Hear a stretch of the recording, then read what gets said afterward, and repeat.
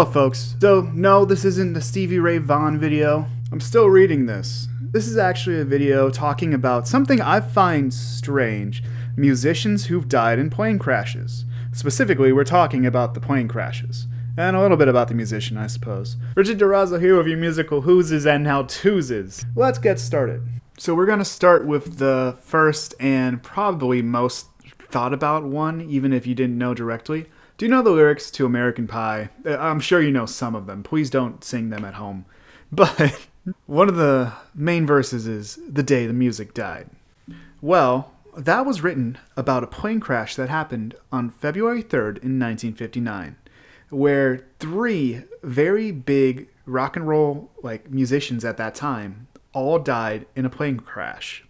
Those musicians were Buddy Holly, Ritchie Valens, and the Big Bopper. All of them died on the same day in the same plane crash, and I think that's where the story should start. Now, the next time a plane crashes, or at least the next time I'm talking about, is what happened to Lynyrd Skynyrd. And by a couple, I actually mean three.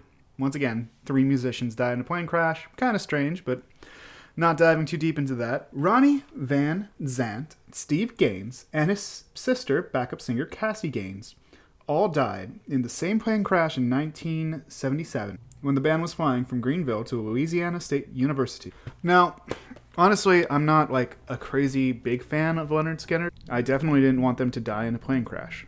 Next musician I'm going to talk about is also another one of my personal favorites, Randy Rhoads. Now, the story with Randy Rhoads is very tragic, but it was completely preventable. If you need to know who Randy Rhoads is, he was the guitarist for Crazy Train. He was the guitarist for Ozzy. Let's just put it that way, first of all. Alright, so basically Randy Rhoads was on tour with Ozzy, and they had this tour bus driver. And this bus driver happened to have a plane. They decided to stop and take a ride on this bus driver's plane. And unfortunately, when Randy Rhoads was in the stunt plane with the driver, they hit the top of the tour bus and the plane crashed. Randy Rhoads died. I don't know if you've seen him playing ever, but Randy Rhoads was exceptional. I'm going to do another video about Randy Rhoads down the line as well. Be on the lookout for that one. Now, the last one I'm going to talk about is honestly near the top for musical influences for me. We're going to talk about Stevie Ray Vaughn for a second. I will have a Stevie Ray Vaughn video soon, so watch out for that one too. Stevie was touring with Double Trouble and Joe Cocker.